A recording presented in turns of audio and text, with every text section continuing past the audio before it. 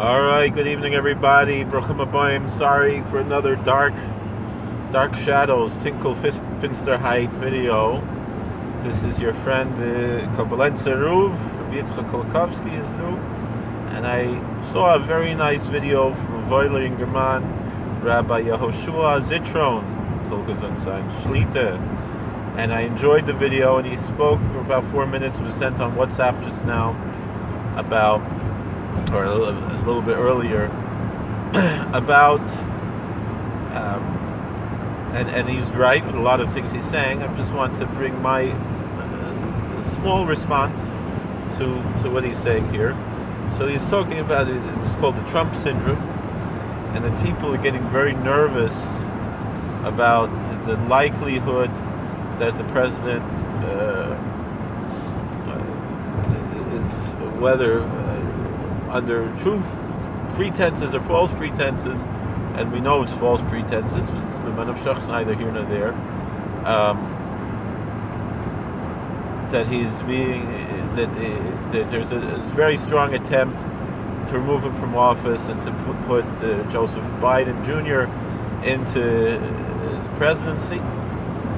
And the truth is, all in all, it comes down to the Electoral College and the states and the Congress. It's really not up to us either way, constitutionally speaking. But then, of course, Rabbi Zitron very wisely points out that it's the big picture. He says a beautiful mashal. He says if you shine a flashlight on the wall and you look at the wall and how nice the light is on the wall, you don't realize where the light is coming from the flashlight. And we say a bracha, whether you say with Shem Malchus is a machloikis on the president, but Memanavshach is a bracha for a king, that we thank God for giving from His glory to flesh and blood. And so when we see a head of state, we're seeing the glory of God, and certainly President Trump, and I was zeichet to see him. You're seeing a manifestation of the glory of God in President Trump, and he's an unlikely person, and because he's the last person I would have thought to be this manifestation of God's glory. Back in 2016, I did vote for him very reluctantly, and I really wanted Ted Cruz, who you would think, he's a little bit more religious, a lot more religious than President Trump is, and the same thing, Mike Pence, a lot more religious. You would think that's more of a manifestation of the glory of God in a more religious person. Incidentally, just offhand, I listened to Vice President Pence's Hanukkah message today, which was quite beautiful. He spoke about Lord Jonathan Sachs, Zichron Livrocha, called him an Eved Hashem, which was nice, and the words he said had a lot of teichen. But again, there's the same problem all throughout, both in Rabbi Zitron's message and Vice President Pence's message, is this obsession with the modern day regime in the Holy Land that calls itself the State of Israel. That's neither here nor there. But he said, the mashal that Rabbi Zitron said of this, the flashlight on the wall, was that the flashlight is of course a symbol for Kadosh Baruch Hu, for the Master of the universe, for the Almighty, the Creator, and the issues with the with the wall. That's and it's interesting. The wall is President Trump is merely the wall that's shining off the light of God, and like I said, it's a manifestation of God's glory on this earth. And the other thing that Rabbi Zitron said, which is true, is that for Israel, blah blah blah, Biden could be good for Israel, if that's. But the main thing is we have to focus on God and not be obsessed. And he said, very rightfully so. Were you as inspired when you were davening on Rosh Hashanah Yom Kippur this year as you were by the elections? And and he said, we did our hishtadlus, we put in our vote, not to become obsessed. The truth is, I do believe there is an important in the hishtadlus of at least vocalizing if we believe that the election was stolen, and if we believe that methods that haven't been used in a little while should be used to maintain the integrity of the elections in this situation. Constitutionally and legally, we should at least put our voice out and encourage others who believe this to put their voice out, because the sof kol sof, as much as we believe that justice is blind, the Supreme Court does not exist in a vacuum, and they're probably not going to want to engage in something that is going to be so extremely unpopular. But if we show it is popular, we should at least show that would be the proper hishtadlus, the proper shtadlonis, the proper little bit of effort that we should put in. And also, there's a mitzvah midvar sheker tircha, and this is clearly a dvar sheker. That the book of Leviticus says, "Stay far away from any falsehood." This is very clearly a falsehood.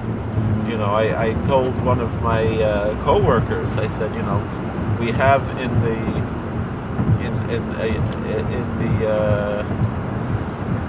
prison, we have people who worship the Old Norse gods. They call themselves Odinists or Asatru.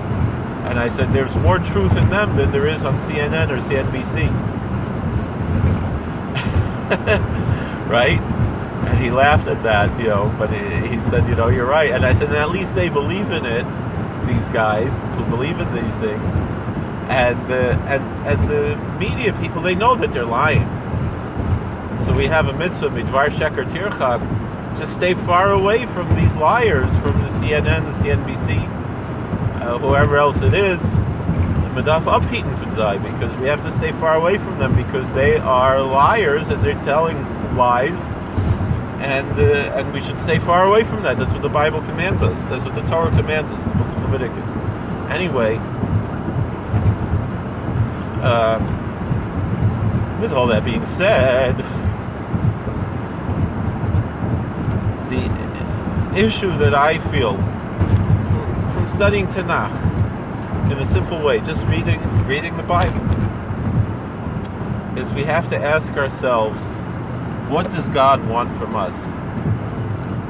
Meaning, of course, we shouldn't be anxious, which I am. I mean, I'm suffering from mental illness, I would say, or mental health, suffering from this situation.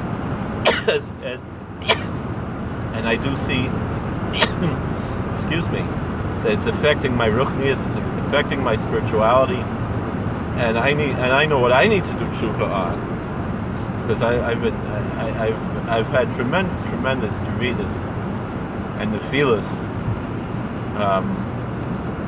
over the past few months, and especially over the past month or so since the election. It's affected me in a very negative way spiritually. I will not deny that, and I thank Rabbi Zitron for that chizuk, which we just have to. We know it's true. We know that God's in charge. We know that the fact that God is in charge means that we have to be besimcha, that we have to be in a state of joy because of our knowledge of the almighty power of the Almighty and the omnipotent and omniscient power of God. There's no question to that. So then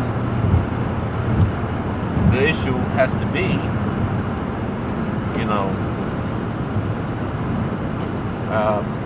what does God want from us here? That has to be our question as pious Jews, meaning there is obviously a message that we have to do tshuva, we have to repent, and obviously God can turn Joe Biden into, just like God turned such an imperfect vessel as Donald Trump into such a wonderful vessel for positive things in the world.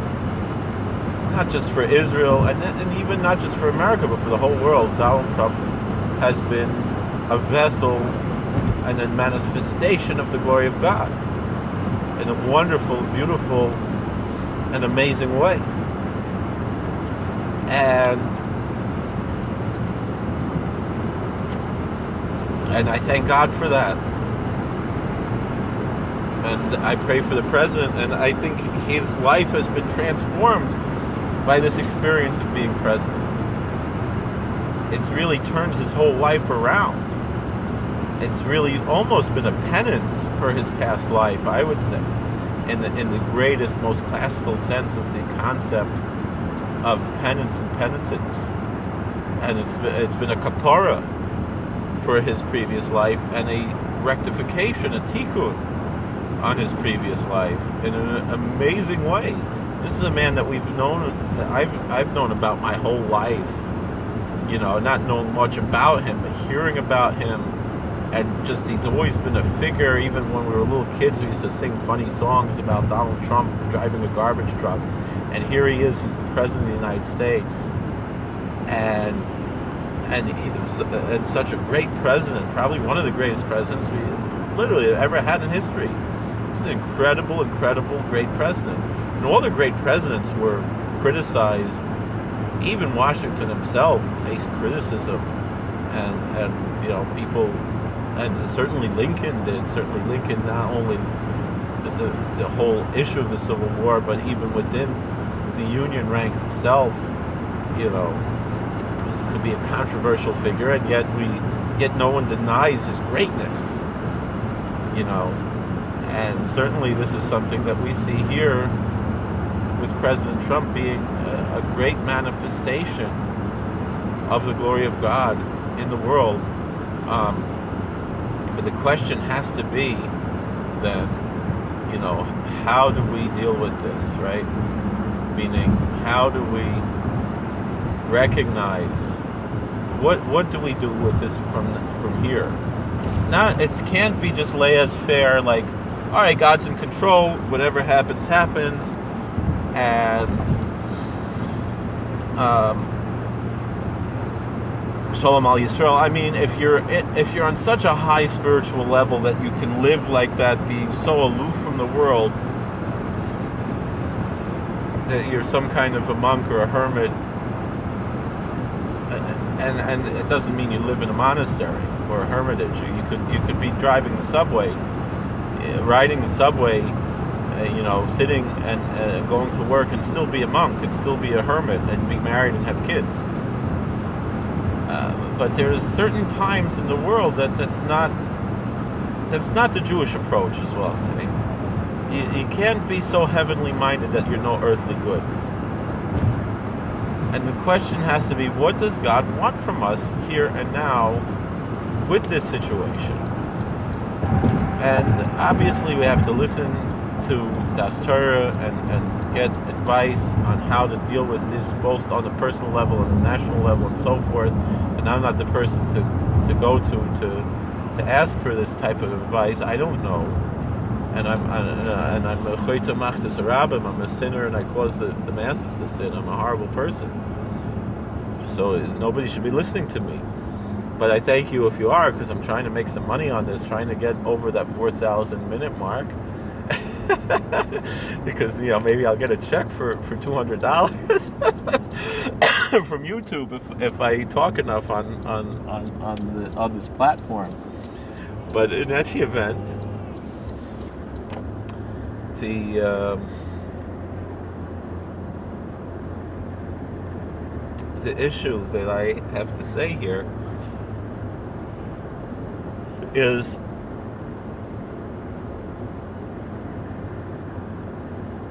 that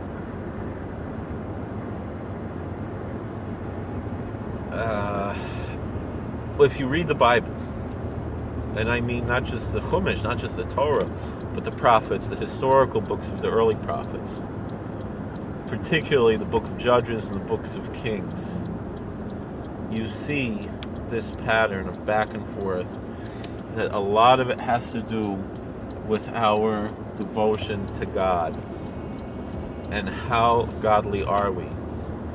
And to a certain extent, this idea of a Biden presidency could be a punishment to us. I think part of the punishment is this focus, and again, this I'm saying because I'm a shtickle sakmara, but is this obsession with Israel. Meaning, I hear people, on the Jewish left say, sure, Trump was good for Israel, but he was bad for America, and that's what the leftists are saying, right? My view is no. I don't care. It happens he was good for Israel, and that's great, and that's wonderful. And Israel is a valuable ally to the United States of America. And in that way, I support the state of Israel, just like I support Japan or England or any other American ally. And it's a very important strategic ally because it's in a volatile region. And so there's, I would say Japan and South Korea are similar because of the issues with North Korea and China in that manner. Strategic ally, but the difference is that Israel has an army that Japan doesn't have, but Israel, is like South Korea, like we, even though they have certain things that they're more in common with North Korea, especially conscription of women, but in the end, Israel is a valuable ally to America, and for that reason it's worthwhile to support Israel, but not from a Jewish standpoint. From a Jewish standpoint, as much as and I'll say I disagree with one of the Satmar Rebbes who came out yesterday and said we're not Americans. To be an American means to be an American citizen, and we are American citizens, and therefore we're Americans, and we're just as American as Muslim Americans and Catholic Americans and Buddhist and Hindu Americans and Sikh Americans. We're Jewish Americans. So yes, we are Americans. We're not Americans in the sense of our culture necessarily the way, but we are Americans in the sense of being part of this constitutional system, and my family has been here in America for a long time. My Jewish family, my mother's father's family. I'm a 6th generation American, 7th generation American, something like that, from that part of the family. So we I'm certainly American in that sense. But yeah, I've often said that the Hasidim were Americans in the sense of George Washington and not in the sense of Coca-Cola, right? That's the we're not the Coca-Cola McDonald's American, certainly not McDonald's. Coca-Cola's kosher, and I know the old Satmar Rav, he was against drinking Coca-Cola, although I know other people, they say no, Coca-Cola is very kosher. It's the whole story with Rabbi Geffen, right, and Coca-Cola. But in any event, this is what we have to focus on when we're talking about the story of this election and so forth. What message is God saying to us? And I think the message, we have to do tshuva for something. And the truth is as Americans of the Jewish faith, we have to care about what's good for America, because the Bible tells us in the book of Jeremiah, pray for the peace of the city where I sent you, because with their peace comes your peace. Meaning, we shouldn't be concerned with what's good for Israel. We should be concerned with what's good for America. As Jews, we have to be concerned with what's good for America. And that's what the Jewish Bible wants us to do, is be concerned with what's good for America, because Jeremiah said to be concerned with what's good for Babylon, for the Babylonians, and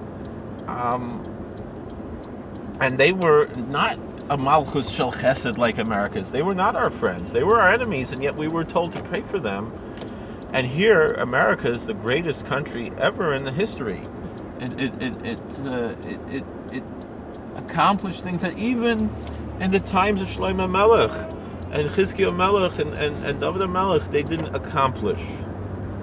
And obviously, it's bringing from those traditions of David Melech and Shlomo Melech and Chizkiyahu Melech. But it's the level of greatness that America has is unsurpassed, and their friendliness to our religious community is unsurpassed.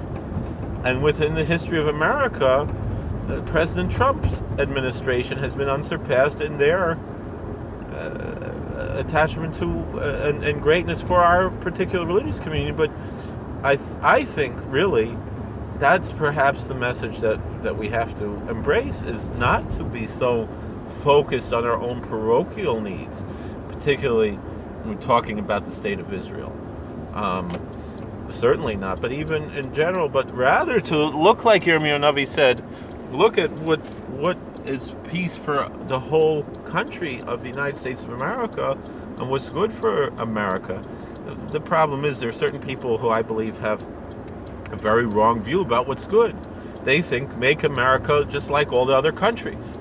And my feeling is make America great again. Make America great like America is supposed to be.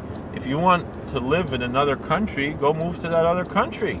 If you don't like the way America is, if you want to turn America into Sweden or Israel or one of these other socialist countries, America is great because it's America, because it's different than these other countries, and because of particularly the Jeffersonian freedoms.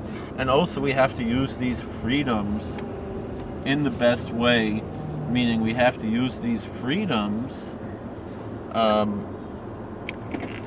in a positive way to serve God. Meaning, like the Satmar Rebbe always said, in America, you can wear a beard and payas, you can wear a shtreimel. I'm not saying everyone has to wear a beard and payas and a shtreimel. I don't think it's good for Balei Tshuva to do that unless they have a particularly strong reason to do that. They're abonim or something, or they're moving into a particular community and they're part of the community.